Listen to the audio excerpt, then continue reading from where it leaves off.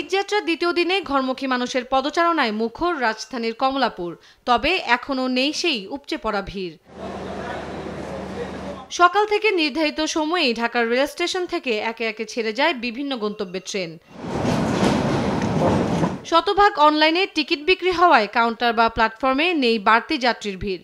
এতে কোনো ভোগান্তি ছাড়াই গন্তব্যে যেতে পারছেন যাত্রীরা।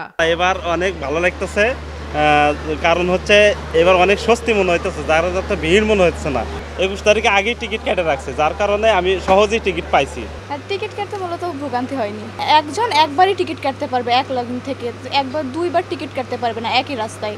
টিকিট অনেক সময় পাওয়া যায় না, তারপরে যে টিকিট পাওয়া গেছে এইটাই সবচেয়ে শুকর। এবারের ঈদযাত্রার সার্বিক ব্যবস্থাপনায় খুশি তারা। শেষ সময়ের ভিড় এড়াতেই আগে ভাগে ঢাকা ছাড়ছেন বলে জানায় ঘরমুখী মানুষ। অনেক ভালো লাগছে এবং এবার দেখছি অনেক আরামে যাচ্ছে, কোনো ভিড় নেই। এবার টিকিট কাউন্টারের ওখানে দেখলাম অনেক ভালো কিছু, বিনা প্রবেশে ঢুকতে পারছে না, ভালো লাগছে সব কিছু মিলে। আর বাড়িতে যার আনন্দ তো অন্যরকম।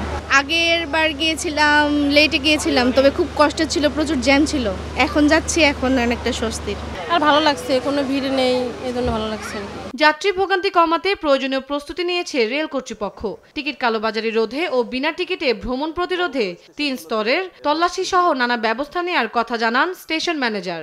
বিনা টিকিটের যাত্রী প্রতিরোধ এবং অনুপ্রবেশ রোধে 3 স্তরের চেকিং কার্যক্রম পরিচালিত হচ্ছে।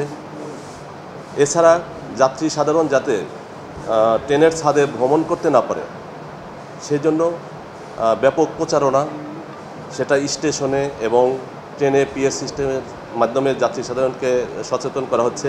এছাড়া বিশেষ টিম গঠন করা হয়েছে যেন কোনোভাবেই যাত্রী সাধারণ ট্রেনের ছাদে ভ্রমণ করতে না পারে।